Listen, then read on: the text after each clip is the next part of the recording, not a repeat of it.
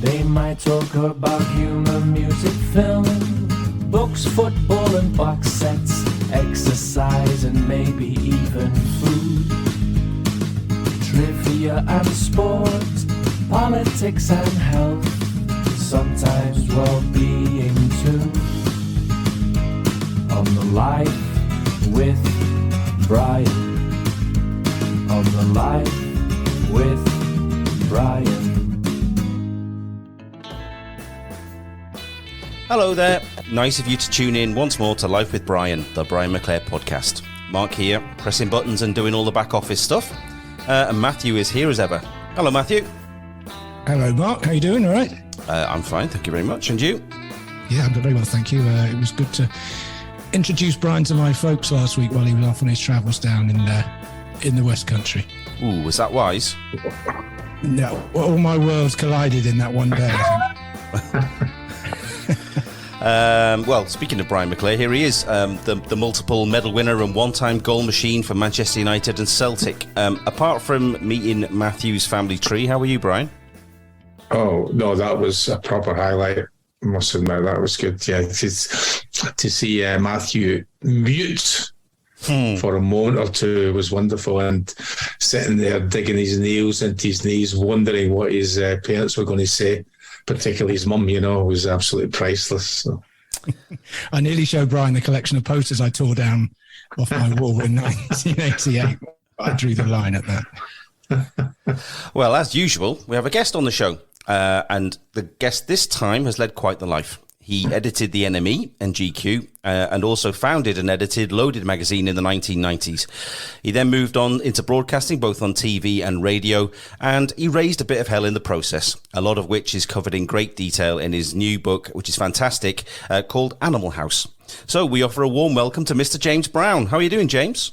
I'm good, thanks. I didn't actually edit the NME. Well, I only edited the NME twice, but I was choosing the covers when I was young. I was 22. I chose all the editorial content in the features section of the NME, but I wasn't actually the editor.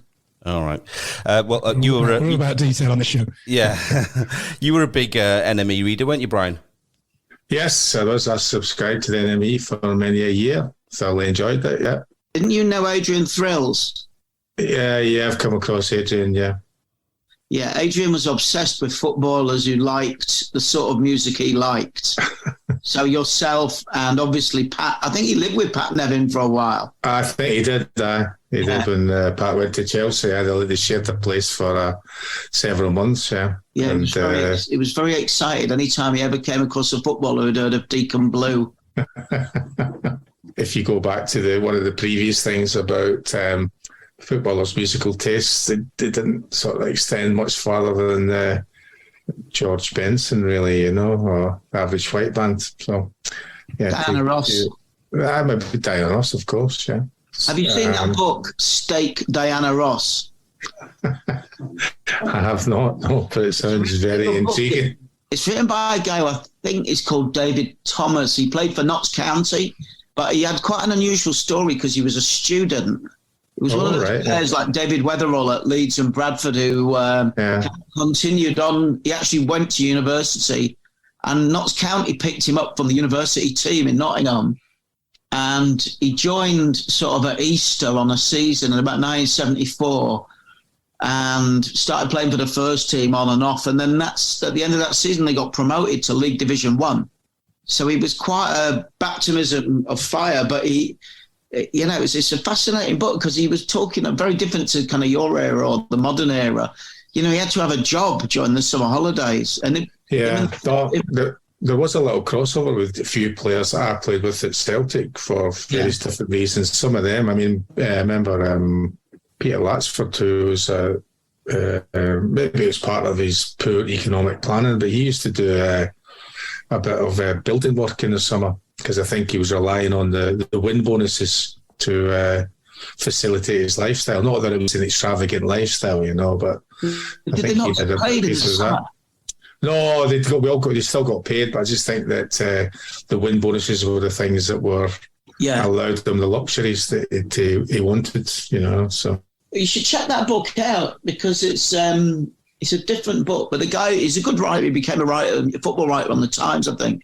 But it's called Steak Diana Ross because if you look in the old... Yeah, that's exactly what I know what it means. You know, favourite food, steak, favourite steak, Diana Ross, Port Capri. we delved into Brian's questionnaires down the years, haven't we? And I think your answers were usually a bit more colourful than the rest. Yeah, only because of the influences of them, because I found them... I found them interesting, but the more you read, I mean, I used to get the shoot when I was a young, from 11, 12 through that time of my life, and I used to read them, and they all kind of were the same, and you could virtually nothing was original. And I vowed if I ever became a professional football player that I would, and again that would be down to the reader to decide, that there would be more original.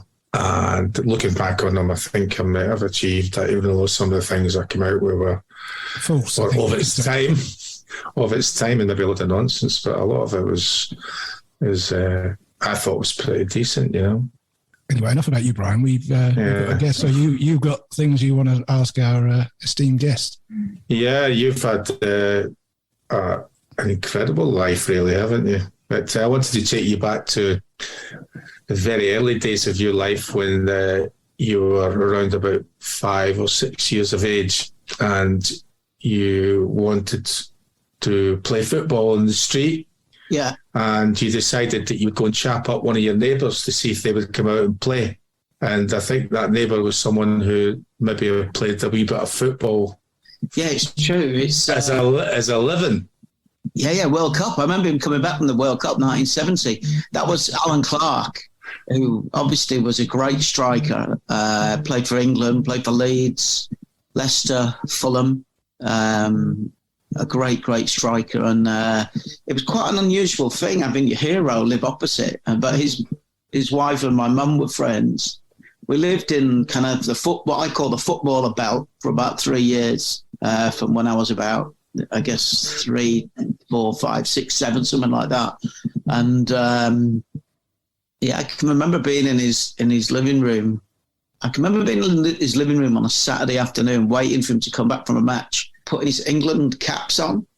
Because he had, I don't know if do you still get caps if you play? I don't know. Yeah, they do, but they used to get them one per game going back in the day, but when the same when I was involved with Scotland, and then you got one per year if you played in that season. All right. Well, he had these kind of like blue velvet caps with gold braid on them. Yeah. And he had them in a glass cabinet in the corner of the room. I remember taking them out and putting them on, and he was pretty relaxed about all of that stuff. He never wanted to play football, though. I guess he'd fear he might get clattered or something. But, you were fully aware of him. Leeds players still live in that area. I mean, that's not really where I grew up. We moved back to Headingley, where my mum was from, and that's really where most of my childhood was. But that sort of northwest part of Leeds, near the training ground at Thorpe Arch, I think a lot of the players still live there. And later, when I knew players like David Barty and Gary Speed, Gary lived in East Keswick, which is nearby, and it was, it was a nice area. But I did wonder when I was writing my book whether the fact that my hero lived opposite meant whether that affected anything in my outlook on life. Like, I never had any problem going up to talk to famous people, and then very rarely when I was interviewing people, I was never really felt in awe of anybody. So I was wondering when I was writing whether that was just to the fact that I was sitting around with Alan. And funny enough, until I read the book, a few of my mates didn't believe me, or they didn't realise, they thought maybe I lived in the same village as him. But no, we were there. And it was nice. Leeds played Fulham a couple of years ago, and I was in they've got a beautiful little cottage, the Craven Cottage, which is where the director's lounge is there. And I was in there with my mate, Keith Allen, who's a Fulham season ticket holder. And Alan was in there with his wife. It was nice, it was nice to catch up with them, Luckily for you, Brian, I lived about 150 miles away from you when I was growing up. Otherwise, you might have been getting the odd knock on the door. Yeah, I mean, the thing that's a bit of a connection with your country is by 1974, England obviously didn't qualify for that World Cup, but Leeds had so many Scottish players that, when I was playing in the streets in Headingley, all my mates and I thought of Scotland or Leeds, not England. Who were you when you were playing?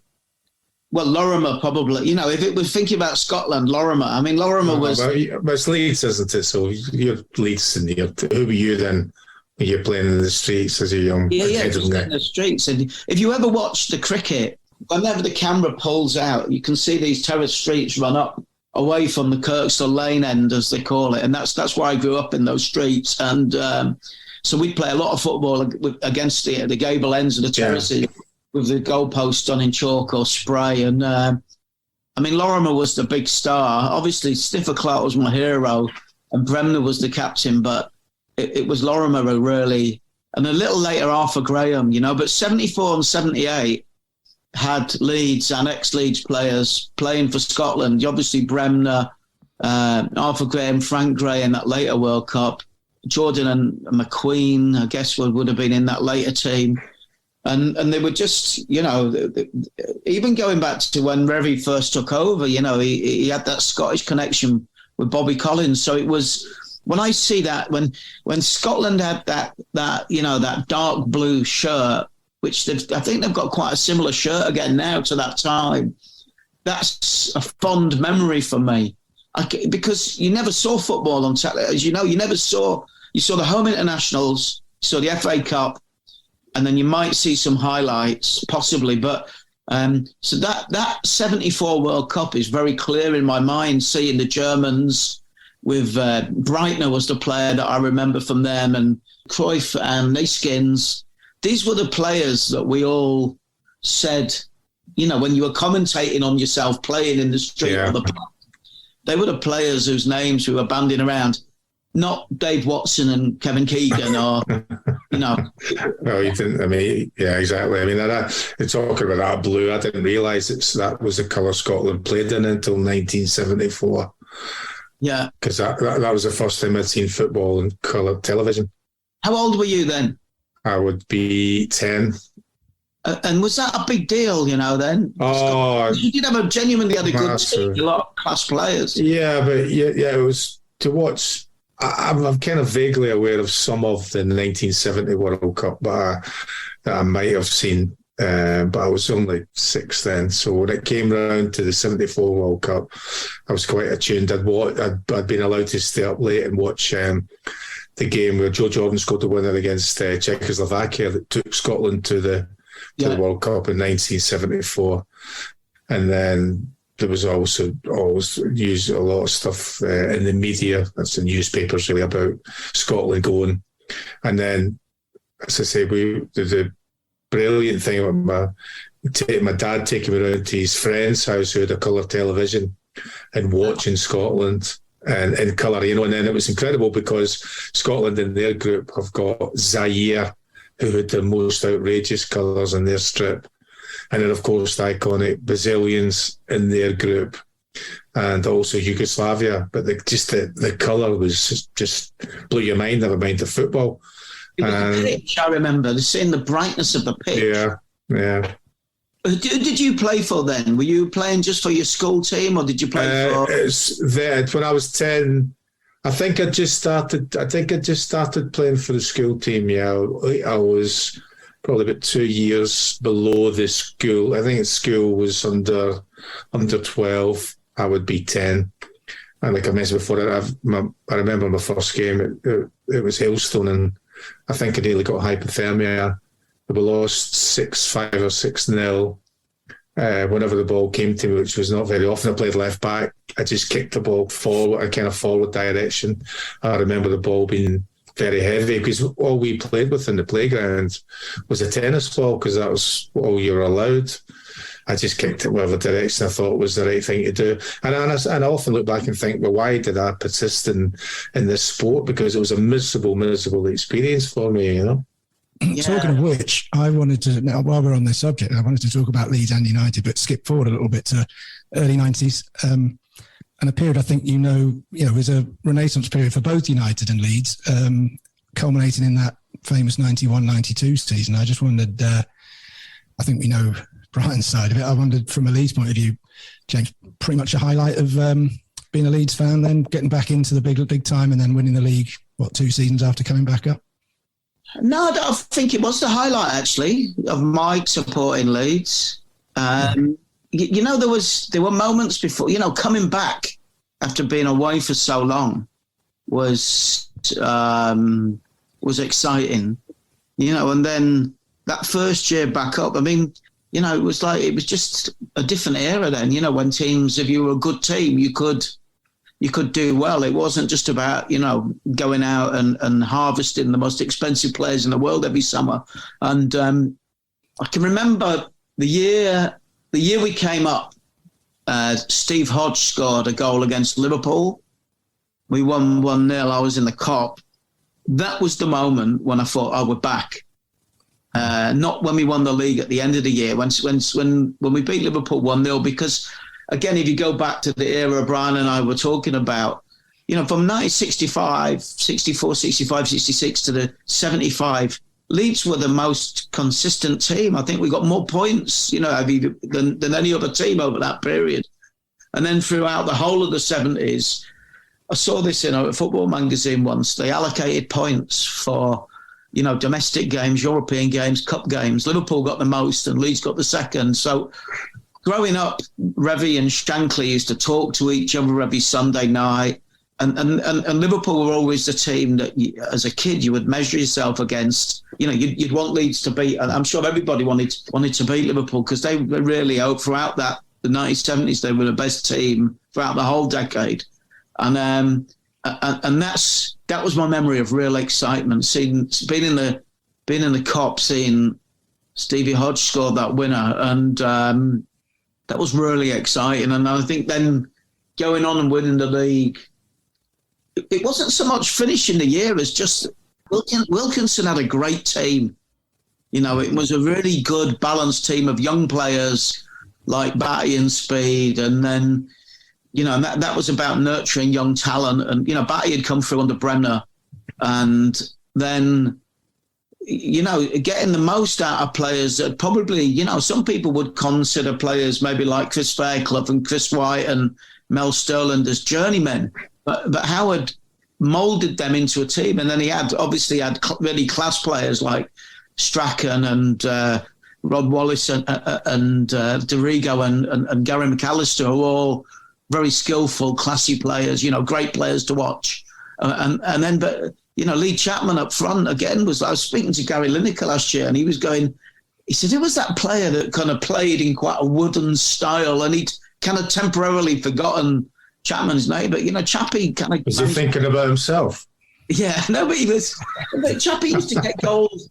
Chappie got goals, and he didn't look like an athlete, He wasn't out of shape. He was lean and tall and big, but he didn't sort of run like Thierry Henry or like his strike partner, Rod Wallace, was very nippy and sort of fluid in the way he attacked, as was Strachan. And I think...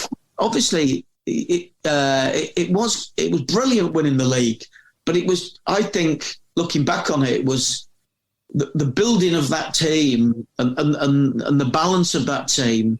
And then obviously you got Eric coming in for the last kind of 20% of the season. And I think more than anything, it was Eric's ability to motivate and excite the crowd that changed those games rather than what he actually did on the pitch. Do you ever come across Vinnie Jones when you were watching that team? Or? Well, Vinnie Jones was before. He was when we were in the... It's just a part of that, when you were part of that team that got promoted, it's just a little daft up thinking in my head there was that I still had contact with Gordon Strachan. Gordon had left Manchester United. I got really friendly with Gordon then, and he was telling us a story about Vinnie being in the city centre in Leeds. And he's at a cash machine, and he's put his bank card in, and he's messing about in the front of this cash machine. There's a big queue, a reasonable sized queue, had fallen behind him, and he taps his number in, and he gets a mini statement And he takes out the mini statement and he turns around to this crowd behind him and said, "Can anybody beat 125 grand clear?" Now, whether I did said that or not didn't really matter. I just thought that was hilarious. The best story, I think, the best story about Vinnie at Leeds is, well, there's a few about how he kind of like roughed up the kind of cliques when he arrived. But when Gary McAllister signed, Vinnie obviously lost his place, and one day he showed up on the coach with his shotgun. And pointed it to Howard and said, "Are you going to start playing me again, boss?" Not long after that, Howard sent Vinnie to Sheffield United. Life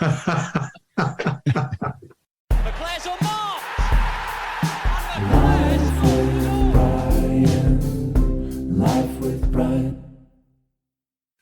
Going back to that 91-92 season, from your point of view, Brian, do you think it's fair to say Leeds were sort of a little bit overlooked going into that season and maybe a little bit underrated? From your point of view, from the Manchester United point of view, did you see what was coming with Leeds? Because they'd come up, hadn't they, and they'd finished 5th or 6th in their first season in the top flight, and then the following season. But as it's saying that you could see that exactly what it was. They were a lot of really individual, a lot of really good, talented, good players. A good mix of players, like James had said, with a good manager who had a plan. Now, the plan, their big plan, and they spent a lot of time doing it, was involved in restarts.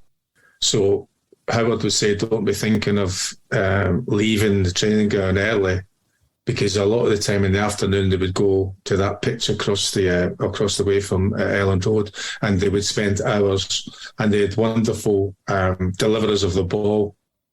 So you get Strachan, McAllister, Gary Speed, Dorigo, but you also had players who were very dominant in the air. So the two central defenders you're talking about, Chapman and Gary Speed, was brilliant in the air for his size and his timing. So they had a great plan, and that plan worked very, very well for them. At the end of it, you say, well, the team that wins the league tend to be the best team. Now, I can't dispute that, because that's how it was. You know, where did you finish the year before, Brian? The year before, 6th, yeah. Just behind Man City. I mean, Leeds finished 4th that first year up. Yeah. And I think I'm not sure they would have been overlooked. I mean, it hadn't been done since Forrest had done it, that somebody had come up and won the league. But I think we nearly did it the first year we came up under Revy. You know, I think we finished second. It was very close, you know, back in the 60s. And as I said before, it just wasn't... there just wasn't this dominance of the money that's involved in the clubs that play in the Champions League now. You know, which is relatively impenetrable. Obviously, Leicester did it, and maybe every now and then somebody might nibble away at a 4th for most of the season, like a West Ham or a Spurs or somebody, but then they usually just drop away. And but I think I think people would be really surprised, you know, if they look back. I mean, Trevor Francis had a good team at Sheffield Wednesday, yeah. Ron Atkinson, then I don't know if Ron was before or after him, but these weren't teams that were... Manchester United at the time were the only team that went out and cherry-picked the best players from the other teams. And I think, you know, that's the difference now, you know, that's... I think that's why a lot of people think back. They look at that era in today's eyes, and I remember that season very well. And I don't remember at the time thinking, oh, Leeds are contenders for the league here, but they evidently were, because come Christmas, United and Leeds were 1st and 2nd. They played each other that December, and then in the cups and everything. And it's just hard to imagine something similar to happening now, rather than. Obviously. I can remember when we played Man United that year. I think you might have beaten us at home, and I think Neil Webb scored. I think it was a 1-0. I think Chapman scored and Robson scored. I'm pretty sure it was 1-0 early on in about August. I can remember seeing Neil Webb in the crossbar. He was a good player. He scored at Elland Road, didn't he? He scored the first goal in that goal at Elland Road. Yeah, and then, that's what I remember. I can remember, and you know, he was kind of. I mean, I don't want to spend ages discussing it, but the thing that changed everything for Manchester United was Howard and Gordon not getting on with Derek. Speaking of Cantona, obviously he's a connection between both your two teams, and we know how Man United fans feel about him. I just wonder, how do Leeds fans look upon him? Of course, he made that switch that you're not supposed to make from Leeds to Old Trafford soon after the 92 title win, although it wasn't something perhaps that he looked for. But do Leeds fans still have a big affection for him despite making that switch? I don't know what other fans think. You know, I mean, I sort of think about what it was like when he showed up. You know, he was kind of, nobody had heard of him. That's the other big difference.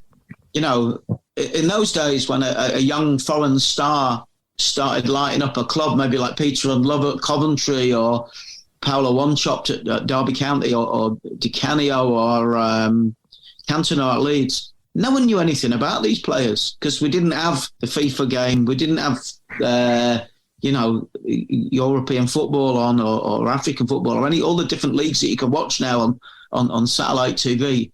And so Cantona appearing, the excitement that went around the ground was just phenomenal. And I genuinely believe what I said earlier, that it must have been really, really ominous having this guy coming on that the opposition players didn't know anything about. And the whole of Ellen Road would erupt and they'd be all up singing the song we took from Aston Villa for Paul McGrath, "Who Are Cantona."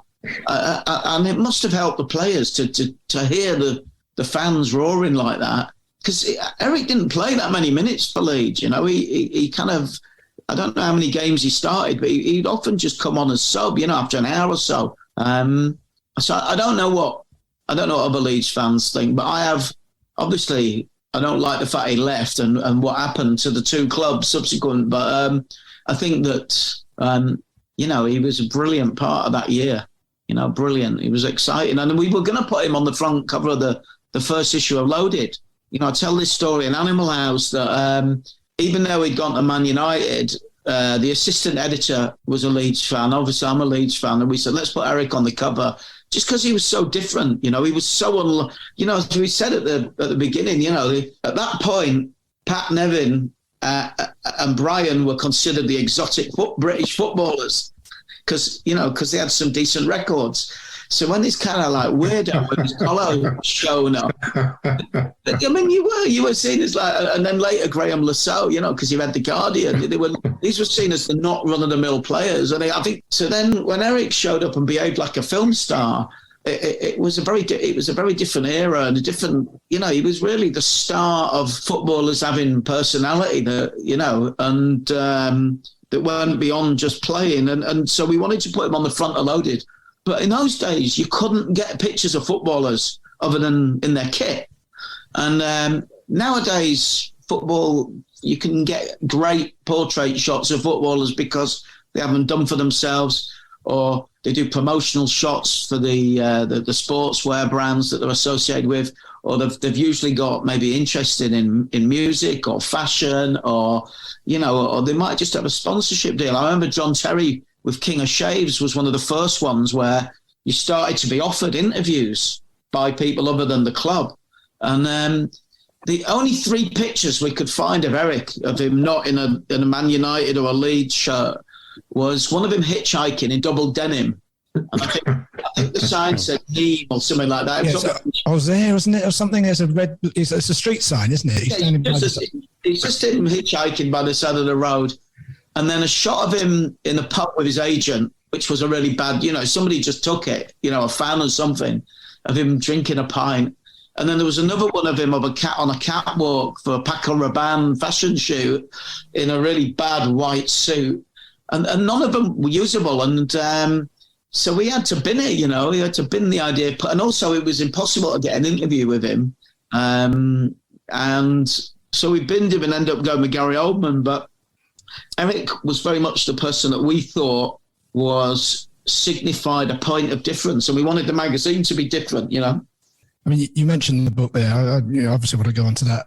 Brilliant book. I've read it recently, and it chronicles your life, your teenage years growing up in Leeds, everything we've just spoken about. But not just all about football, but obviously music was a huge influence of you in the sort of late 70s, and a lot of the bands that make up your sort of teenage years were very similar music taste to Brian, I'd say, wouldn't you? That's how I saw it anyway. Did you like the undertones, Brian? Yes, I did, yes.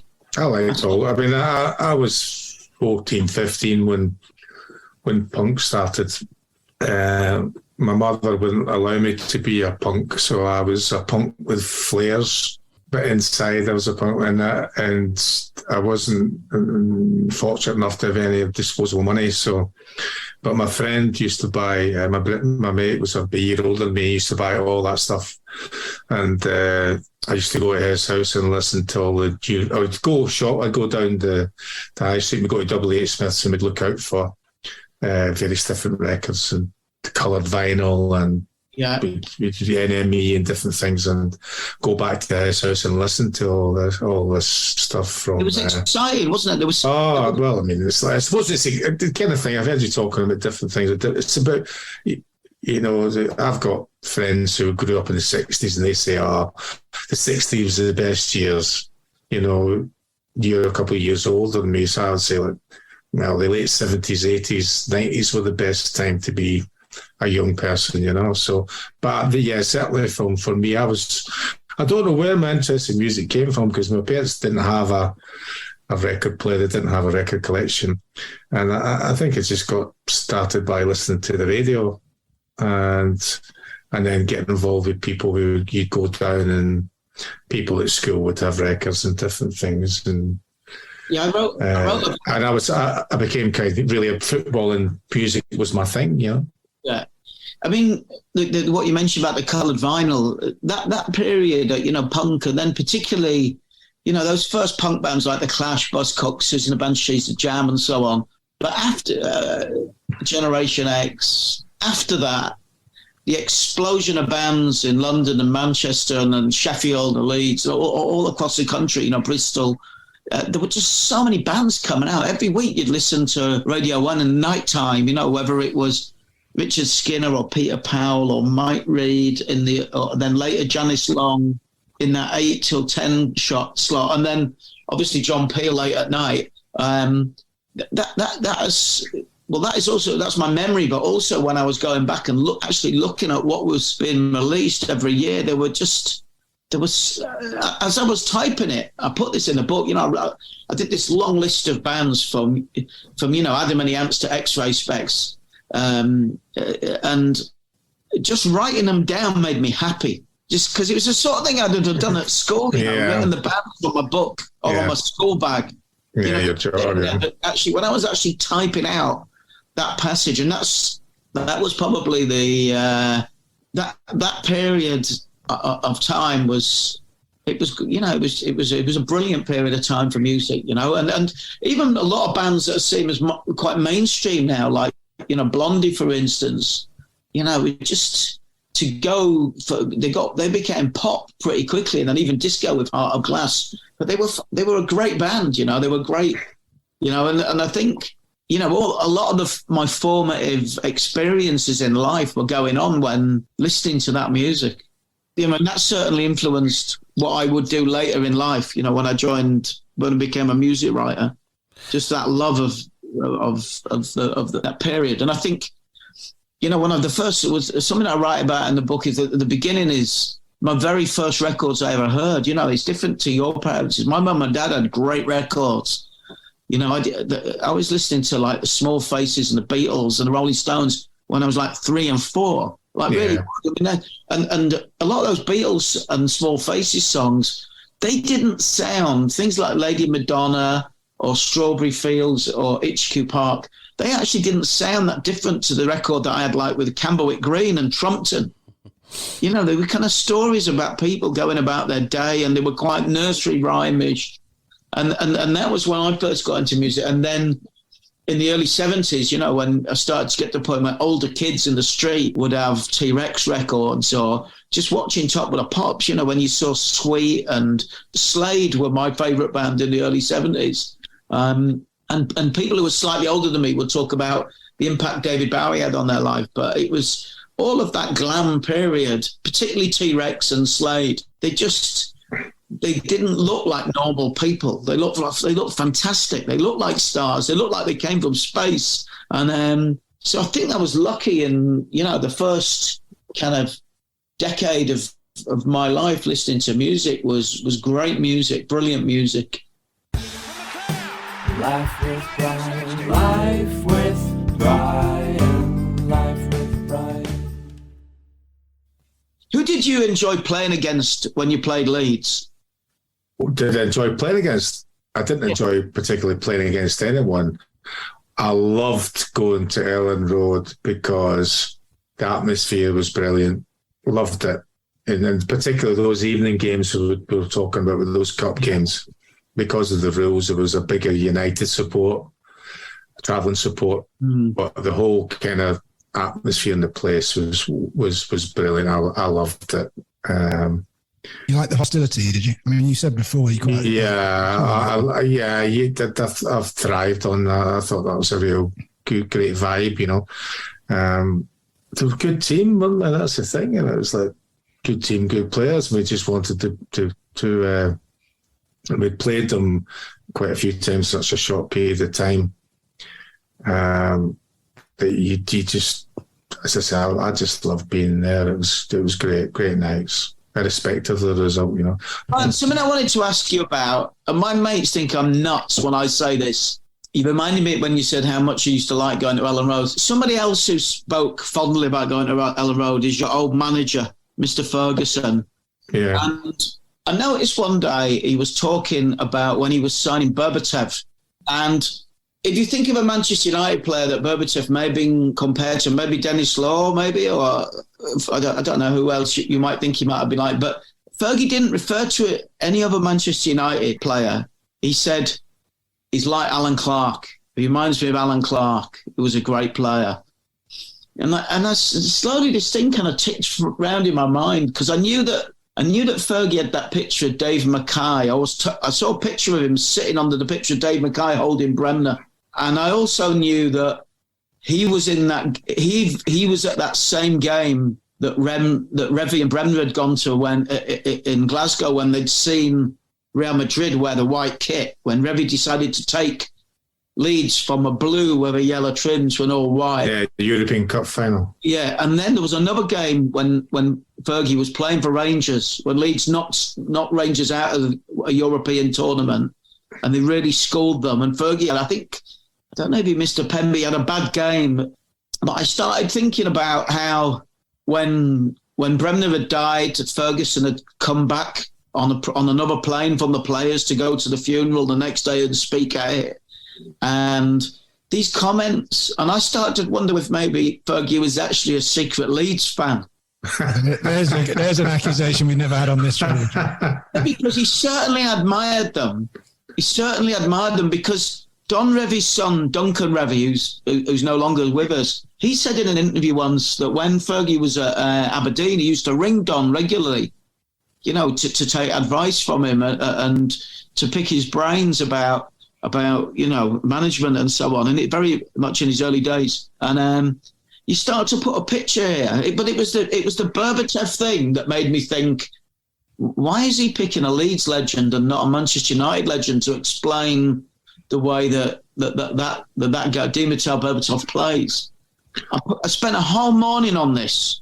So don't disappoint us now, Brian. You tell us that he was a secret Leeds fan. No, I wouldn't.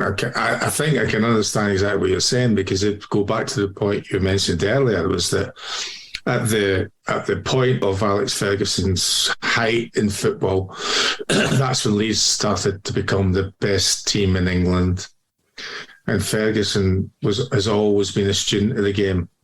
So when he started off in his pathway of football management, he was always keen to be able to speak to any managers who had great success.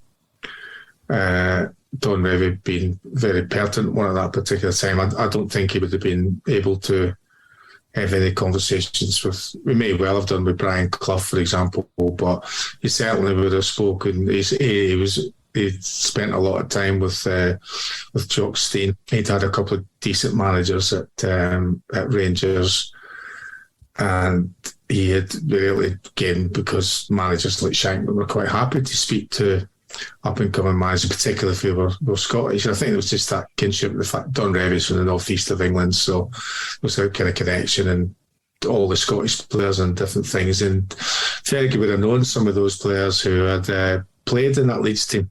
And only not that long ago that I used to, well, I still do, but I read books, but I used to read mainly non-fiction.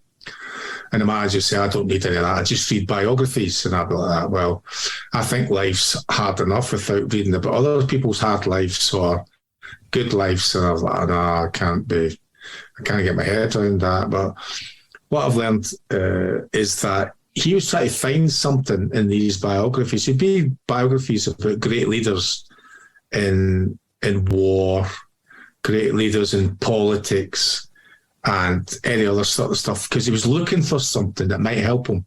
Yeah, and that might just be in the team talk, Say, right, I'm going to use that.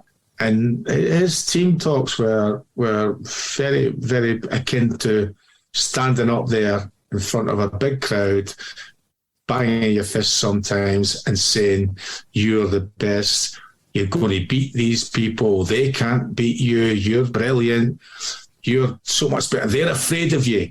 And he was looking for all that stuff all the time. When you came out on the pitch, that period we were talking about, when Leeds got back into what then became the Premier League, Manchester United used to come out onto the pitch looking like that. And that was the beauty for us, having players like David Batty, who didn't believe that, who were just, and then later Alan Smith, players that weren't in awe of bigger clubs. But Man U running out, my memory is that they came out looking like they thought they were the best, like they expected to win. But that was all driven from him, how he wanted the whole thing to, how he can orchestrate the things that could orchestrate. You can't control the things as soon as the pitch, as soon as you step over that white line. As much as you see people ranting, raving or saying nothing, there's very little you can do to change it. But the rehearsal, the stuff that happened in the training ground during the week, and a lot of times he wouldn't tell you why you were doing it. And then the team talk was all related to how he thought you could, if you played as well as you could, you would win. If you didn't play so well as you'd probably come away with a point. And he was very rarely expecting you to be all below par. And that's how we felt. We went onto the pitch thinking, yeah, we're good enough for not even that. We stood standing in the tunnel. And that's one of the things that what did he say when that season when we did win the league? He said... What did he say to you afterwards? Afterwards, he said, and he went out, congratulated Leeds for winning the league, and he came back in and he said, I don't know about you lot, but I can't wait for next season to start. And he was already thinking about what he was going to do from that moment. They might have hammered us all again about using a hairdryer kind of thing, but at the end of it, he said, I'm preparing now from this moment for next season. And if you want to be there, whoever it is, then come along on the journey. If you don't, just let me know and you can fuck off somewhere else. And I would apply to anyone because he needed people to buy into exactly what he wanted to do. And the other thing that I say, this sort of difference now, and I don't really know why, is that when we were standing in the tunnel, we didn't chat to anybody next to you. We didn't cuddle them. We didn't give them a handshake. We didn't say whatever. Even if it was your friends, they were the opponents. Yeah. They were the enemy for that period of time. You can be friendly with them before the game and you can be friendly with them after the game. But up until that point where he dismisses you, you're there to do a job. And that's what he drilled into you. And it's one of the things that pisses me off when I see teams in the tunnel. All teams. How you doing? How's things nice? How you got lovely house? The fans don't like that. It's because they've got the same agents, they see each other socially. I don't care. You must have done that, Brian. You must have seen these guys when you were playing. You'd probably seen them in the pub or in at the racetrack. Yeah, but I mean, like, if you're talking about Pat Devon in particular, John Cahoon, who played for Hearts, I would kick them and quite gladly kick them. And they would be expecting for me to kick you, and there would be no malice intended. It's just part of the game. And I would expect him to try to do the same thing back. There's a great clip I saw this week.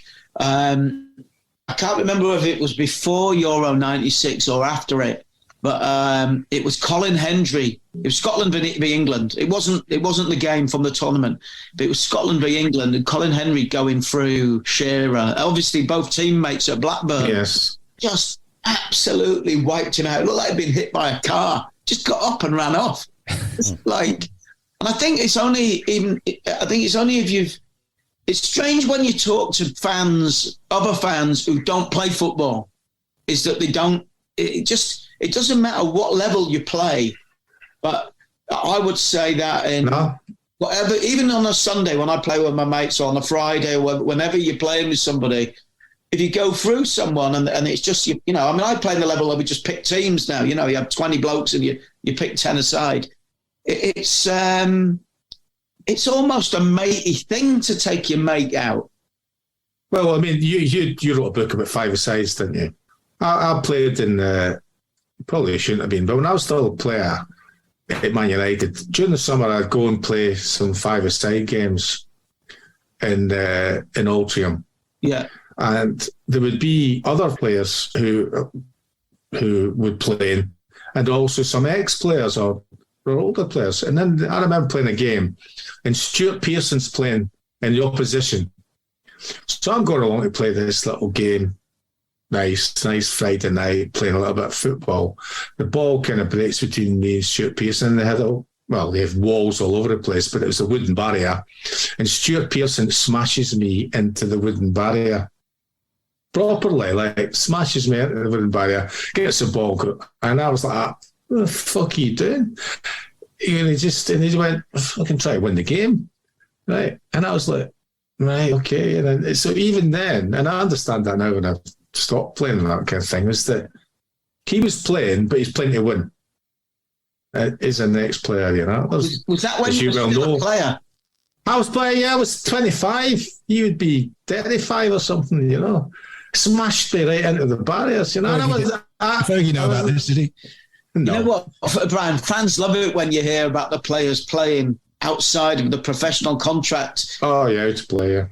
John Sheridan has a good story about playing. I interviewed John Sheridan when I was on Talk Sport. We used to interview players on Saturday morning. And I said, Shez, is it true that you turned out for your brother's team in Middleton, near Oldham? And he said, yeah. He said, what happened was this was when he was at Leeds. His brother said, can you come down and turn out for us? So he played for Leeds I think it was a Friday night he played for and they gave him a different name on the team sheet. It was quite a ring area of amateur football. And, but again, in those days, there was no visibility of players. Unless you were a superstar international, you wouldn't know one player from the other, one young pro. So he was in the Leeds team, probably playing for Eddie Gray or somebody like that. And played for his brother's team, and he had obviously had a better game than everyone else. But after the game, the ref came in, and he said, "Can I have a word with the coach?" And all John Sheridan's brother's team all went very quiet, thinking they'd been rumbled. And he said to the coach, "That number 8, he's playing at much too low a standard. You need to get him to a better club."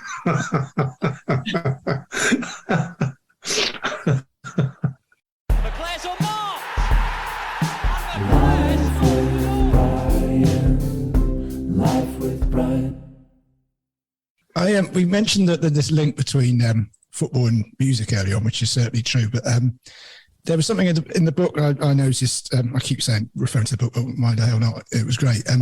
You mentioned, James, there was some kind of anti-nuclear gig you went to in the early 90s in Manchester, I think it was. And you mentioned a load of names from... Brian might have been at that. Well, that was going to be my supplementary question, but I just wondered if you mentioned there was this gig and there was a lot of footballers there. Peter Reid, and I think you said Mark Hughes was there. And I just wondered whether that was the moment you thought to yourself, this is where football enters the sort of popular culture, Brian, it would have been when you were at Man United. It was U2, Public Enemy, Kraftwerk, and Big Audio Dynamite at the GMEX Centre.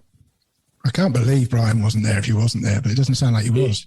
Are you sure that was... What year was that? Was it 92, was it? I would guess that would be that. I think I'd left NME, so maybe 92. Yeah, I think it was. I'll tell you when it was. I think it was the year Leeds won the league, because it was the year my mum died. And I remember seeing Lee Chapman at it and saying to him that, my mum died at the end of February, and then Leeds won the league, at the end of whatever it was, when its season finishes at early May. And I think this gig was maybe August or September. Or I remember going up to Chappie and saying it was the first time I'd been happy, after she died, kind of 12 weeks later. But the lineup of players, the big backstage area. And of course, this is in the time when the Manchester music scene had exploded. So you had this kind of different mix of, there was like Ian Rush was there, Graham Souness, John Barnes, Kevin Moran, Peter Reid. I was watching U2. It probably wasn't U2. It was probably Public Enemy or somebody. And I was stood in what Americans call bleachers, in the walkway between the stairs. And your teammate, Mark Hughes, was about 6 feet in front of me.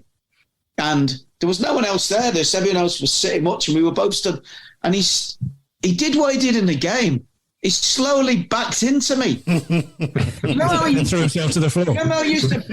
You'd be obviously behind him, but he'd be backing into the centre-back to get the space to turn and get his amazing volleys away. He backed all the way into this. He ate the space up and then back right into. He came all the way back till he stood on my toes. I gave him a little shove and he went down, looked for the ref. but that night there was a great moment when all my era of bands that I wrote about or loved are champions. So people like the Mondays, the Roses, the Spiral Carpets were there, the North Side, that kind of Manchester scene. There were loads of those guys who I knew. But then because it was U2 and they were, like rock royalty, there was a lot of people like Chrissy Hynde from the Pretenders, Peter Gabriel, ex-members of the Velvet Underground, kind of an older echelon of bands. And at one point, there was a big gang of us all stood around talking, and somebody said, "Fucking hell, look, there's Lou Reed." And Pete Wiley from Wah said, "Never mind that, there's Peter Reed." Everybody just turned away from this table of, kind of Q magazine cover stars, mature rock and roll greats. And we all just went over to Reedy, and Peter sat on his, I'm sure you've met him, he's a great raconteur, and he sat on a seat. And at one point I looked round, there was about 20 it was all boys, they were all young lads. We were all sitting round, half on and off chairs. There were kids, there were guys sitting on the floor. It was like story time at nursery school. But only the stories he was telling about was about Howard Kendall or playing for Bobby Robson for England or Brian Robson or, the players that he played with. And actually, when I look back on it about how music and football changed, that was the gig, that I'd never seen. I don't think I'd ever seen a footballer ever at a gig before, but I mean, the 6 or 7 that I've said there, they're the ones I remember off the top of my head, but there was a lot of Man United, a lot of Liverpool, a lot of Everton, just Lee Chapman from Leeds. And it was unusual as well, because these were still the days of if you remember the clothes Barry Venison used to wear, yes. A lot of them were still wearing big suits, yeah. They looked different to everybody else there who was obviously wearing, the Manchester scene, the baggy jeans and the baggy tops and the kickers and then the older crowd, the U2 crowd, were wearing leather jackets or whatever. But it was, and again, what they were asking you before about players socialising, all of these players who you see kicking lumps out of each other were all chatting to each other because they were the footballers and they knew each other. And I guess they were in a room where a lot of people weren't in awe of them, and a lot of people wouldn't have known who they were. Obviously people who into football did. They were household names for football fans, but that was the key moment, I think. Yeah, I think you're right. That was when I was just aware that football was crossing over with music. Yeah, that's what comes across in the book. Because if you think 2 years later, then suddenly Loaded is flying off the shelves, and footballers and music and is a big part of that. Yeah, the success of that magazine. I just wonder, do you think sometimes, going on a little bit do you think sometimes Loaded isn't given the credit it deserves for that kind of what it achieved? I mean, some people turn their nose up at it and think. Yeah, you're right. You're right. People think it was a porn mag who don't know anything about it, but it was. I mean, we got masses of credit when it came out. I edited 36 issues. I obviously came up with the idea and developed it and assembled the team. And funnily enough, how I assembled the team was thinking about Wilkinson and Clough, how they mixed young people and old people and trying to get people who weren't obvious, people who had real character onto the team. And we were supposed to break even after 3 years. We made our first pound of profit after 3 issues.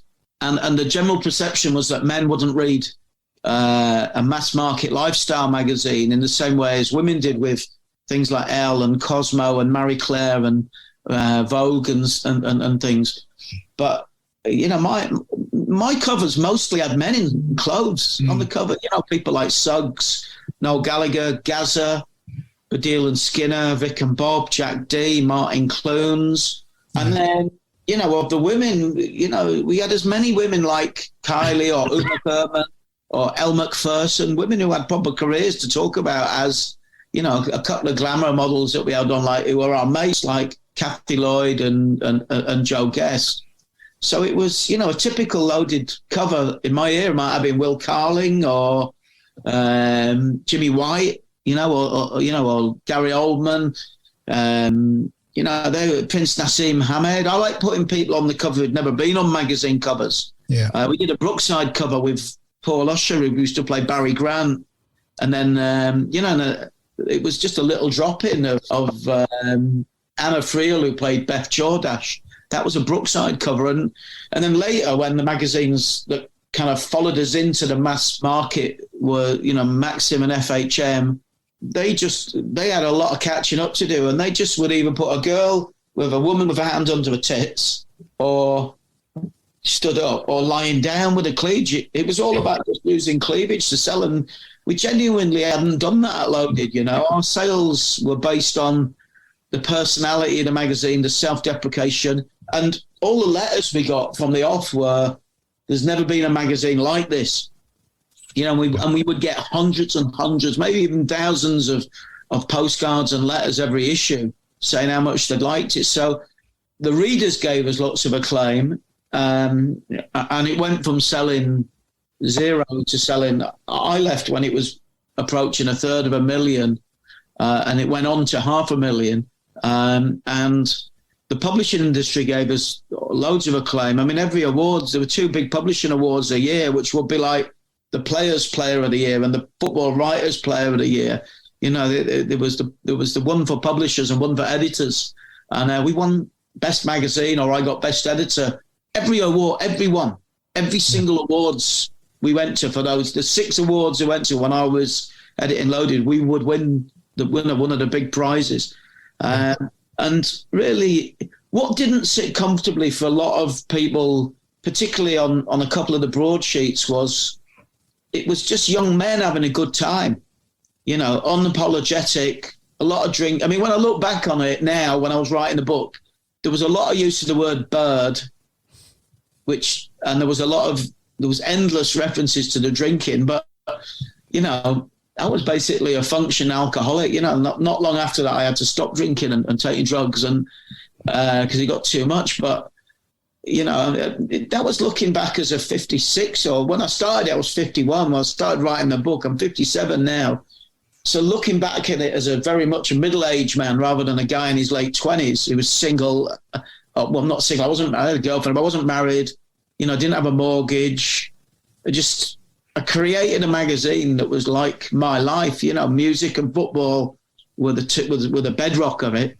And then I had the booming comedy in the early 90s. I'd been writing I did the first big pieces on Jack D and Vic and Bob that they ever had in NME. And I gave a lot of those comedians their first reviews outside of things like Time Out or City Limits. People like Alan Davis, Jack D, even Eddie Izzard, I gave him his first review, which he remembered. I remember slagging him off, and he pulled me up on it on Virgin Radio, one breakfast show, and but he, the comedy, the humour. Yeah, but what did you say to him? What was the review? When we were on that, I think they were called Pete and Jeff, and it was their breakfast show, and he turned to me. No, but you'd already done a review. What did you say in the review? In the review? Well, he said, "Are you the guy that wrote for the NME?" I said, "Yeah." "Are you the James Brown?" I went, "Yeah." And he said, "You called me a posh annoying twat." But we were off the air. You know, and it was 8:30 on breakfast radio on Virgin. "You called me a posh annoying twat." And I said, "Eddie, I think if you remember it rightly, I said you were a posh annoying twat who's clearly going places." That was, he said it wasn't my fault I went to public school. There was a lot of comedy in Loaded, a lot of comedians. We had some very funny writers. You know, we spent a lot of time taking the piss out of ourselves. We knew we didn't try to pretend to be anything we weren't. We wanted the magazine to feel like a great night out with your mates. And it did. And we deliberately featured content from all over the country. We had a massive clubbing section, and the clubbing editor would go out to towns and smaller cities. So places like Shelley's in Stoke, or going up to Newcastle, or going to Edinburgh, Aberdeen, or going down to Newquay, or going to like Newport, even in Wales, places like that, or Blackpool, Derby, rather than prior to that, you know, the club-orientated magazines like The Face and ID, they would just do London, Manchester, Leeds, Nottingham, and you know, probably some places in Europe. And in that way, there was, for Loaded, the readers understood that they were a big part of it. They didn't read articles where we thought we were better than the readers. And also the readers were great source of content. You know, the letters page was funny. You know, the stuff they sent in was funny. So it was a great time. So yeah, to answer, that was a very, very long. My girlfriend says I need to answer shorter. No, because I think it's quite. I think the life you had in magazines and publishing, I think that was quite a short answer in terms of what it could be. I mean, what does come across in the book, and this is coming from someone that worked at FHM in the late 90s, was how influential and powerful publishing was then. You could, you put something on the front cover, it would be massive. Definitely at the end of it. Yeah. At the end of me, I was 22, and my boss, I had a great editor above me, Alan Lewis. He gave me this job age 22. I took over from Adrian Thrills, who I mentioned at the beginning, who Brian knew. And Adrian must have been about 28 then, 29, to give this kid the kind of the keys to the gateway, because I chose the covers every week. The editor didn't choose them. The deputy editor didn't choose them. I would say, we've got the Wonder Stuff this week. Next week it's Public Enemy. The week after it's the Pet Shop Boys. And then the week after that it's House of Love. Or it's the Water Boys, it's R.E.M., it's De La Soul, it's Sinead O'Connor. And that was my job. And, there were bands that I opened envelopes with their first ever demo tapes or the first ever singles. People like the Jams, who became the KLF, or the Charlatans, still the Charlatans and Tim Burge are still going strong. And just having that opportunity to put bands like that and the Happy Mondays and the Stone Roses on the cover, it changed those bands' lives, because it was a big deal if you got on the front of the NME. Even if you got a good single review in the NME, you'd get a booking agent, your gigs, the price, the fee that you could charge would go up for gigs. More people would buy your records. More people would buy tickets for your concerts. People outside of Britain, you go to Japan as a band, or go to America, or go to Europe, and you've been on the front of the NME. That was a really big deal for them. And it was, I saw Happy Mondays last week at Shine, and they were saying, "You made us." And I was laughing, because I was going, I didn't make you. I just allowed more people to find out about you. You made yourselves with the records. They'd already made a great record, which was Tart Tart, before I ever wrote about them. The first album, and 24 Hour Party People was still one of the highlights of their set. But that's what Mark and Gaz were saying. They were, and they were. It was, and Bez as well. Bez was talking about those early days, and they remember. They remember, because that's what I found out. When the Beastie Boys launched their book, about 3-4 years ago when they came over and they did a tour. I used to write about them a lot, and I really loved hanging out with them. And I was in this little dressing room in London talking to them, and Adam Horowitz mentioned a cover. He said the first cover I remember in England was a Sounds magazine cover, and it was an illustration of a green illustration of the Beastie Boys in their plane smashing into England, into Britain. And I said, I wrote that. And he went, you wrote that? He said, yeah. And he was like, they remembered in the same way as being a music fan like Brian is, or we all are, you remember your first experience of a band. The position I was in, the bands remember their first coverage, and indeed the comedians like Eddie Izzard did as well. But a lot of people come up to me now who don't know me from that era, who know me maybe as a dad at primary school or from playing football, and they go, you're in Bob Mortimer's book. Bob Mortimer called a visionary. He says, you helped make him famous. And I go, well, yeah, I did. Yeah, but I mean... More people knew who you were than it's not news to me. I knew that years ago. I just don't go around telling people I'm a visionary anymore. Brian, were Loaded and Enemy passed around the Man United dressing room? Oh, Loaded, yeah. It was when Loaded came out, it was one of the things that...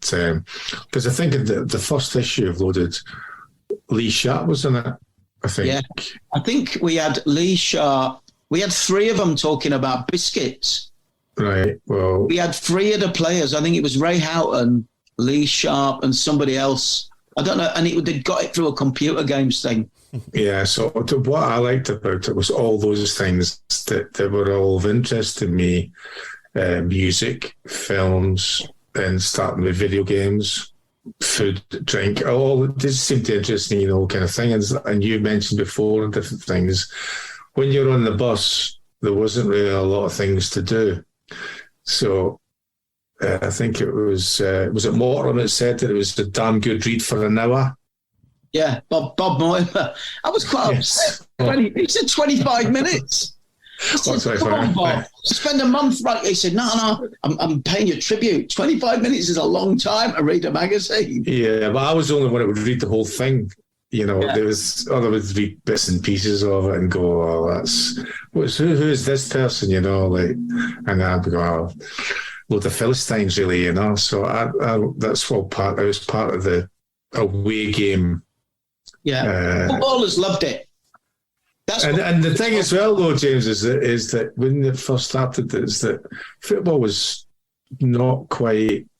Well, it wasn't glamorous at all. It was getting to come out of the dark ages, really. And the bits that I liked about was about of not glamorizing, of any kind of genre, but the thing that of having footballers who were not in the Premier League or the top divisions, but had a story to tell.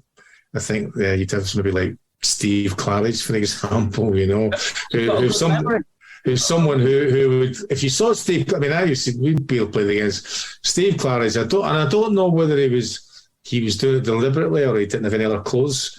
He looked like somebody that was all the clothes he had. And his dad's given him, the suit was his jacket was too small, his trousers were too long, his shoes, whatever it was, but he was a good football player, He just did that kind of idea that I kind of liked, of someone who had experiences of working and externally. And this was I can't believe how the people are giving me money to do this sort of thing on a Wednesday and a Saturday, but it might finish at any point, and I'm going to make sure that I'm not going to waste any of the money on trivial things. And the manager wants me to wear this suit. I'm going to wear this suit that my dad gave me. And how can he complain the fact that I look like in probably most people's opinion, shit in it? But I've got a jacket, I've got trousers, I've got a shirt and a tie on, and shoes. The players that we wanted to have in were people like Claridge, Peter Beagrie, Merson, players who looked like they had a bit of personality, players you look like you'd want to spend time with off the pitch. So that was one strand. And then the other strand was at the back of the magazine, what we would call the review section, we always wanted to have a lower league player like Steve Bull or Mike Sheeran. But again, it was just understanding that it didn't matter if Mike Sheeran scored 50 goals for Stoke and they were in the 3rd division. It didn't matter what level they were at. For those fans, either supporting Stoke or playing, watching him score goals against them, he was a phenomenon at that level. And, the stories about Beagrie driving a motorbike on the Isle of Wight up the foyer into, in the hotel, because before that, footballers were presented as really squeaky clean. You didn't really... You'd hear all these stories from people who might know players, or if you ever met a player or anything, you'd hear these great stories of what it was like. And but footballers were never in magazines. They're on the back page of the Sun or the Mirror, or when they did a signing, or there'd be a novelty shot, wouldn't it? If you got 10 goals in the first 2 months, they'd have you dressed as a cowboy with a couple of pistols. Sharpshooter Sheeran shoots Stoke to top of Division 2 or whatever it was. And it was like, I think Loaded was the first magazine that really wrote about footballers in a combination of, really we wrote about footballers how I used to write about bands in the NME. You kind of took it. But that's what I liked about it. It wasn't just the football. It was every single subject was written about. These are people who are normal people who have extraordinary jobs or careers, whatever you wanted to say. And I felt it all fitted together. You were getting this idea of, if I had gone down that route and I had been any good at English or I'd studied this kind of thing, I could have been on the front cover as Gary Oldman had been, or had been spent some time telling more jokes. I could have been. That's what Jason Mortimer, Jason McAteer said that exact thing to us when we went over to the Irish training camp. They were just about to play Northern Ireland in a European Championship or World Cup qualifier, and the Republic team was based just south of the border. They were going to play in the north, and they were training at this big country house hotel. And we interviewed, me and my assistant editor Tim, we interviewed Phil Babb, Jason McAteer, and Gary Kelly today, and together. And he said, what would you have done? What would you like to do if you weren't footballers? And Jason just went, your job, And it was the same when I met Terry Venables in his toilet at Scribes West. I mean, it's weird when you. Was that an agreed arrangement? No. I was doing something illegal in the toilets. I was having a line of cocaine in the toilets, and I could hear all the chat. The 90s was the decade when men's toilets became like women's toilets, because all the blokes would hang out in there. Women had always hung out in toilets doing their makeup.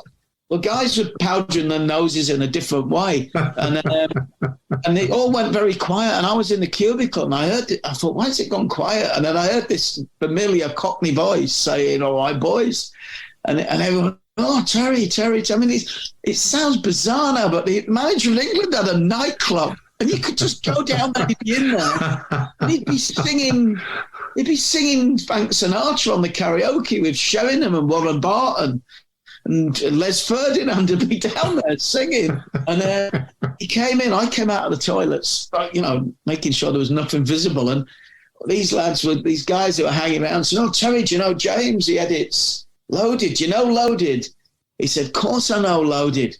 I can't get it out of the players' hands whilst I'm trying to do a team talk at Burnham Beaches." So this was right in that summer of 96. I sent a box of them. I just addressed it to Gaza, and that was when I knew that they'd got him, when he said that, because there was no communication, there was no mobile phones, we didn't know any of the players. But that goes back to something that we were just talking about, and something else I was going to ask you. What was access like? I mean, because impossible. I mean, now I can't imagine. You imagine, I mean, even when you were playing, Brian, I don't think Fergie would have taken too kindly to you rocking up James and asking for an access all areas pass. But I mean, now, can you imagine Guardiola and Klopp allowing you to take their players out of town? You don't need to now. You don't need to, because players talk to fans through Instagram. Yeah. You see players having conversations with fans It's a very different access, though, isn't it? It's not the same as it was when you were doing it. We struggled to get access. That was what I was going to say. That was the third strand of player. Was any famous footballer we could get our hands on? Because it was what I said earlier on in a podcast. This 1994 predated the era when grooming products, computer games, all the different things that brands that associate themselves with footballers now, particularly all the sportswear brands have non-athletic departments that get pop groups and film stars and people who play computer games all wearing their gear. None of that was going on then. And it'd been big in the 70s. If you remember Kevin Keegan, and I can remember Phil Parkes used to, the West Ham goalie, I think he used to promote Brute or something like that, or Denim. Was an aftershave called Denim, Brian? Or yes, there was. That was the first one I used to wear as a teenager. Yeah, so I've looked for it, and I've been looking for it recently, and I can't find it. There's your Christmas present sorted. I've been using Brute, though. No, not using Brute. I've been using Old Spice. Old Spice. But, so footballers, there was a little bit of that in the mid-70s. Mainly Kevin Keegan did it all. But I think it was Beckham becoming a more marketable footballer, and that idea of the footballers were, because they were glamorous because of the Premier League, they were much more visible. But I remember having to pay Paul Merson £500 to interview him. And Merce looked like a great character on the pitch. And I'm sure he was a great character if you're out in the pub with him, with your teammates, or if you were a mate of his. But footballers didn't know how to talk to people like us. They were used to being given a question that really was the answer. So you would, and interviewers still do this to managers after the games. They go, "Would you say that's left you in a better position, Brian?"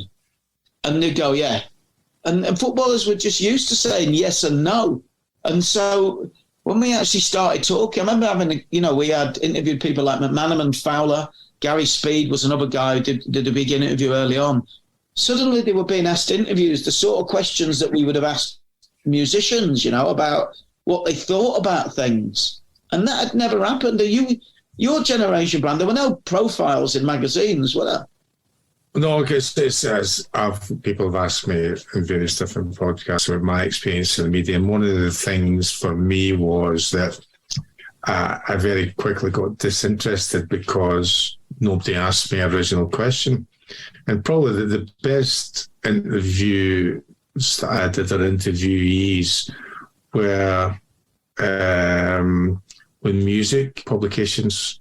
So the NME and I think Smash Hits maybe, and there was a magazine that got started early on with Robert Hodgins from the Bluebells, trying to do a Scottish kind of NME thing. Was that the M8? The Cut. The Cut. Yeah, the cut was good. And I remember all of those because they were asking me questions that were interesting. A lot of the, like you just mentioned there, they were just like, and I just kind of, I started to step away, not just step away from it because of the questions, step away from it because I got sometimes hoisted my own petard when it came to the headline, which you wouldn't have been involved in the magazine kind of thing, but the daily press, you would go in the next day and you have to apologise to your teammates for an interpretation of an answer to a question that you were given, and it'd come out depending on, quite rightly, I understand now what the editor would want that would help them sell more copy on a particular day.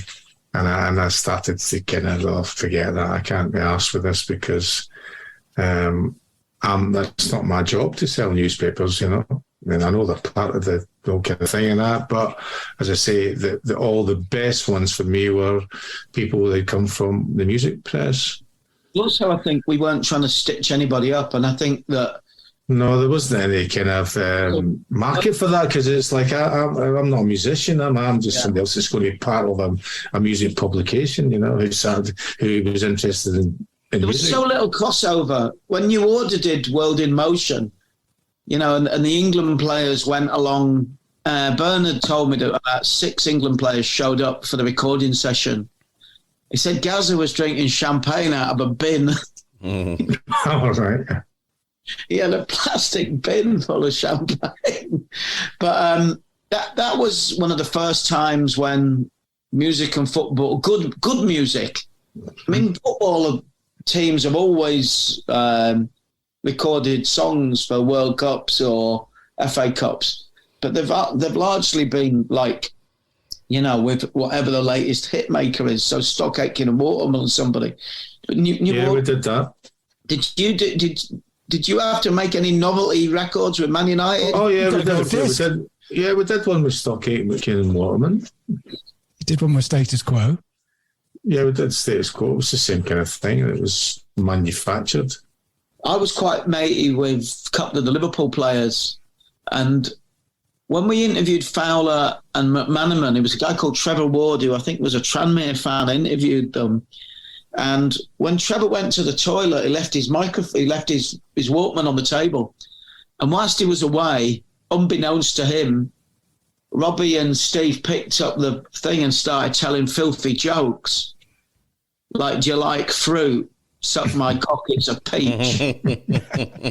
Just real basic, everyday pub jokes, really. And so Trevor didn't know about this. He came back and carried on doing the interview. Trevor wasn't even particularly, I don't think, a massive football fan, but because he was from Liverpool, he somehow got a connection with those two, and they were up for being in the magazine, and we styled them. The players like that as well. We'd send the fashion editor along. Sometimes there'd be a couple of models there, so they enjoyed the kind of that side of it. And so when Trevor wrote the piece up, he's listening to the tape, and in the middle of the conversation, he hears these jokes. So he just put it in. He put it in. He put it in because they'd chosen to spend that time. It wasn't like he'd put something in that was off the record. They'd actually picked up the tape recorder and said it. So when it came out, that was nothing. That was the sort of thing that you would put in The Enemy any time if a band did that. There was no malice in Trevor's writing of that, nor when I saw it, I thought, oh yeah, that's fine. They're having a laugh. We put it in. It caused a real problem at Liverpool. So Babsy said to me, there's a real problem. They're really unhappy. The club are unhappy. The manager's unhappy. The lads think they're being stitched up. And I said, well, what do you think? He said, I've told them. I've said, you wouldn't stitch them up. You all really love football. You're not tabloid writers, but they did it. They went out of their way to do it. But the funny thing was, the following Saturday, I was presenting the Man of the Match award at Anfield. That was an awkward moment. I guess it was just the start of everything changing. The media taking football seriously and not just to fill the back page. And equally, if you think the only time a footballer would be on the front page of a newspaper was if they'd smashed the car up, or or there was a bribery accusation, or there's something bad had happened, or the manager was having an affair. That was the only time football would ever be on the front of anything other than shoot. So to suddenly we were putting people like Gazza on the cover. It was a different, it was different. I mean, and there were magazines that were launched, like 442, and Goal was relaunched because of the success of Loaded and because of the football content that we had in Loaded. Montclair's mailbag, Montclair's mailbag, Montclair's mailbag. It is indeed mailbag time once more. So Matthew, please pick a few out for James and Choccy. James, this is from Chris Etchingham. Would James have preferred to be in a band as big as U2 or Oasis, or won the World Cup as a footballer? My instinct is just the football. I mean, before I thought about it, I just was about to say they'll win the World Cup. Okay. No, that's where you go with your first instinct, and we take your first answer on this show. Baz has got one for both of you. Who is the most rock and roll footballer you've ever met, and why? By rock and roll, do they mean musical? Well, I think. Or between the lines, I think he means everything that goes with it. Well, George Best, I guess, and Stan Bowles. I played football.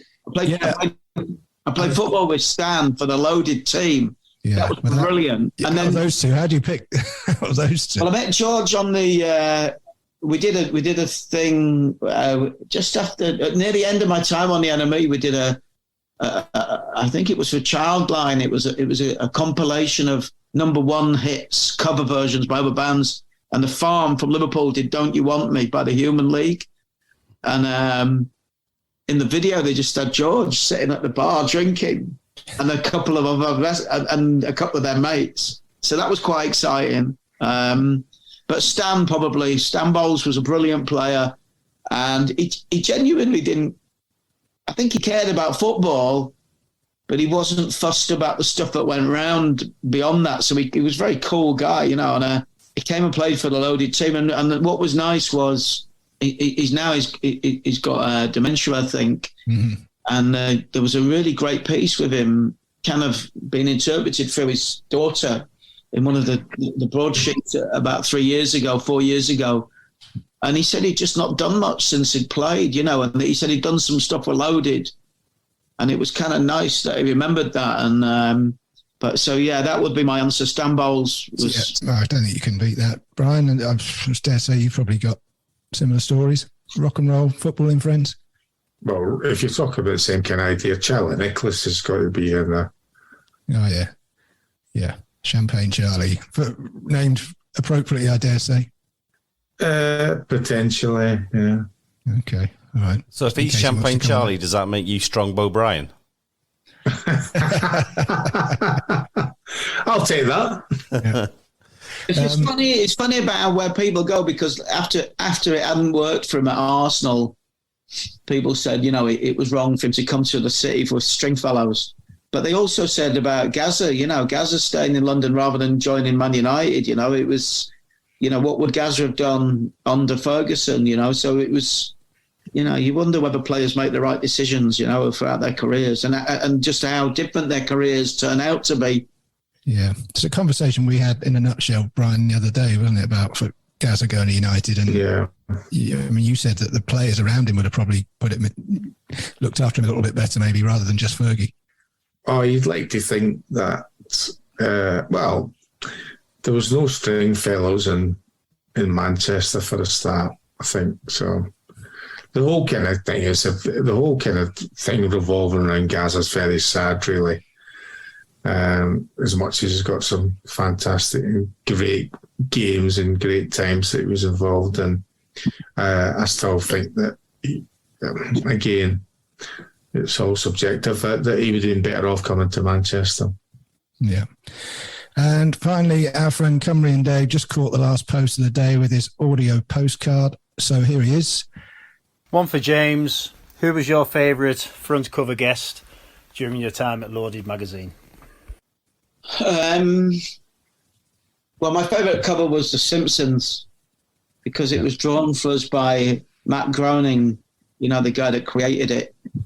And it was a great piece. It was my assistant editor Tim went and set up the interview and went and did him, and he came back and he said they're up for drawing a cover. What would we put on it? So I thought, okay, well, let's get I said, we all sat around and I said, let's get Homer and Bart reading Loaded. So that's what they had, and then we had them reading it, and then what I wrote on the cover line was a kind of, in acting they call it breaking the fourth wall. When the woman used to do it in Fleabag, you should turn, and I think Roger Moore might have done it occasionally in James Bond, where you kind of turn and know that you're looking at the audience. And so we put on the cover line, "Look, Bart, we're famous," which was kind of breaking The Simpsons out of Springfield, and they were aware that they were on the front of this magazine. So that was my favourite cover, because it was a great piece by Tim and a brilliant piece of work, him setting it up, and then, Were they happy with that? They didn't mind you sort of taking the piece, no?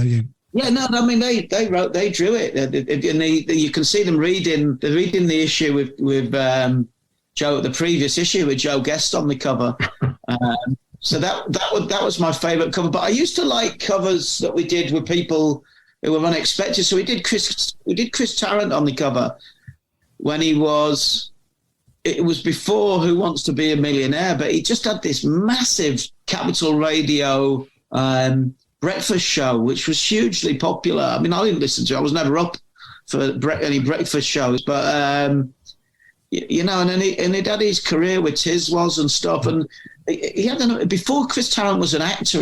Before he was a TV personality. He was a teacher, and he had all these stories about sleeping on the school grounds in his car. Because what Brian was saying about Steve Claridge, Tarrant was a little bit like that, a kind of happy-go-lucky guy, living week by week. I like putting people on the cover that weren't obvious. There weren't obvious covers, like putting Prince Nassim Hamed on the cover. He was one of the greatest boxers in the world at the time. He was undisputed champion of his weight, tremendous charisma, the most charismatic boxer since Eubank.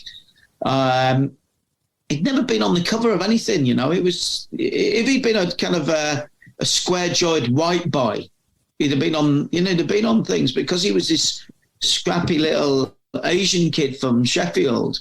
So I like putting Prince Nassim on the cover.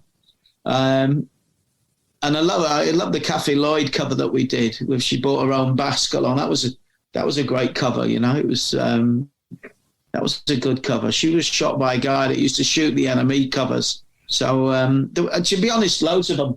So iconic, and funny you mentioned the Chris Tarrant one. I remember that one well, because it was on the floor of my mate's bog for ages. It was I remember he had this little flat, and whenever he went to the toilet, line said Dosser. Yeah, and he had a cigar in his mouth, didn't he? He was a Dosser, yeah. And we did a David Letterman as well, and then there was a Kevin Keegan one where I drew a glasses. Like you would doodle on a magazine, you draw a moustache and glasses.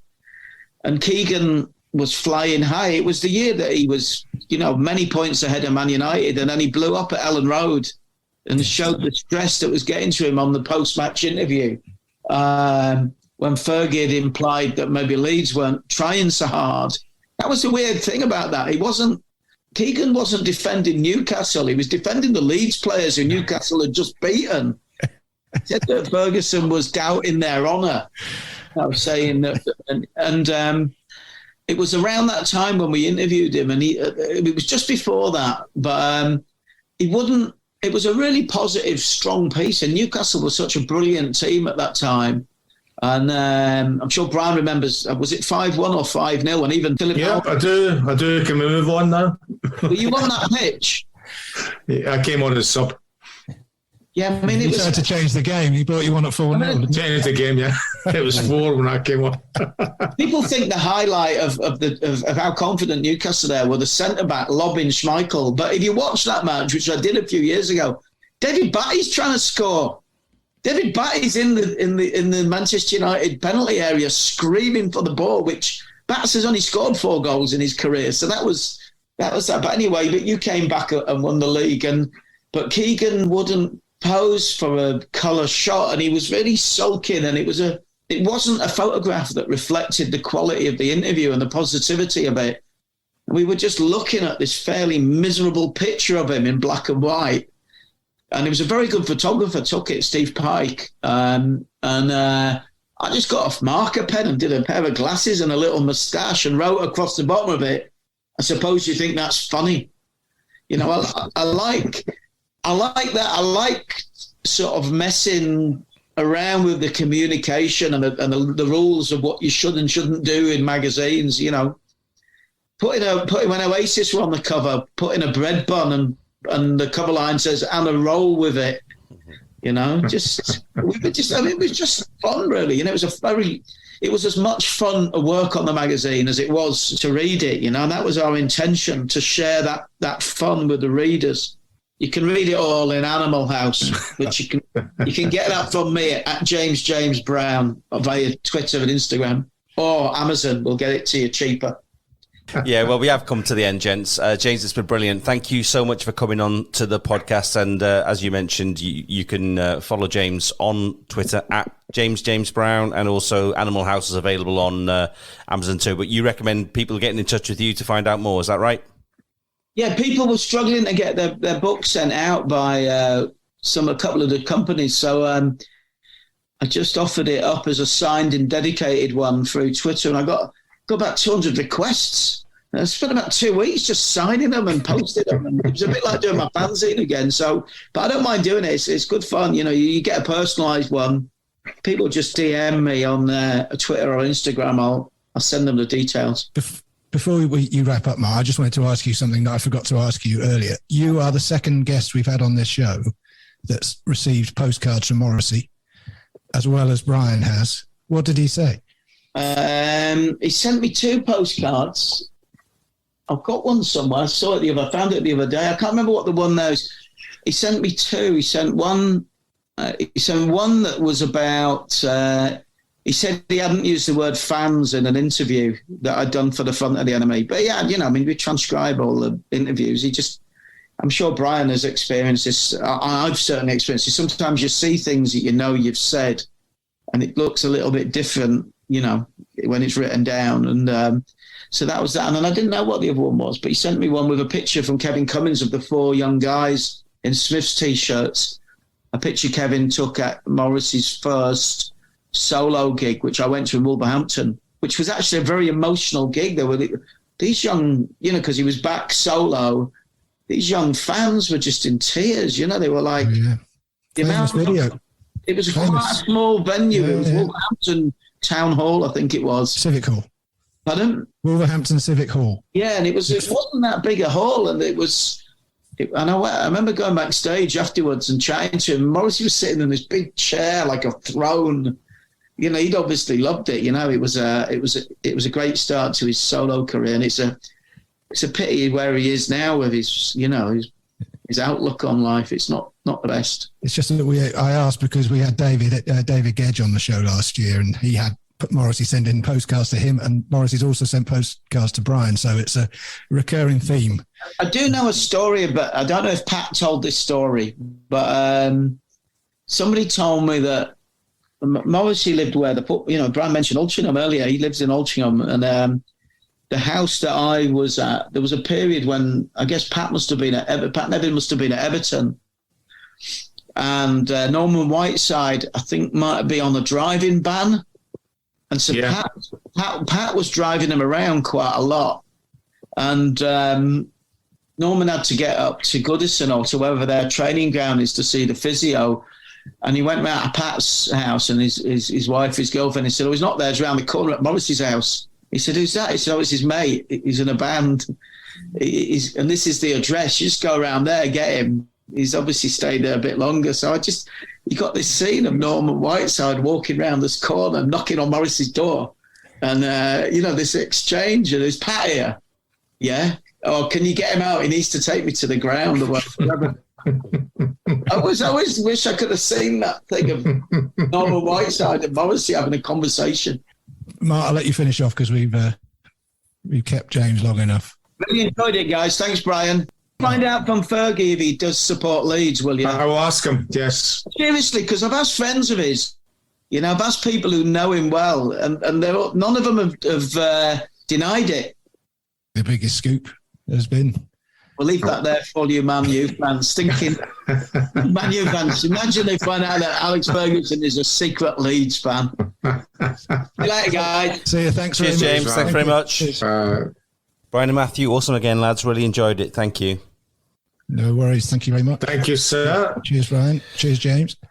And last but by no means least, a massive thanks to you for listening to the show. We really do appreciate your support. Of course, we'd like you to keep subscribing on whichever platform you get your podcasts from, and follow us on Twitter and Instagram at Brian McClare Pod for bits and pieces of content, news about upcoming shows and all that sort of thing. And just a pointer, we have joined the Sports Social Podcast Network recently, and they've got a whole stable full of shows, probably better than ours, that are worth taking a look at over on sport-social.co.uk and on Twitter at The Sports Social. Okay. That's all the admin tasks completed. We're off. Life with Brian. Life with Brian. Talking films or music. Life with Brian. Talking TV and food. Life with Brian. Talking trivia and exercise. Life with Brian. It's different every episode. Life with Brian. Talking politics and football. Life with Brian. Different every episode. Life with Brian. Life with Brian.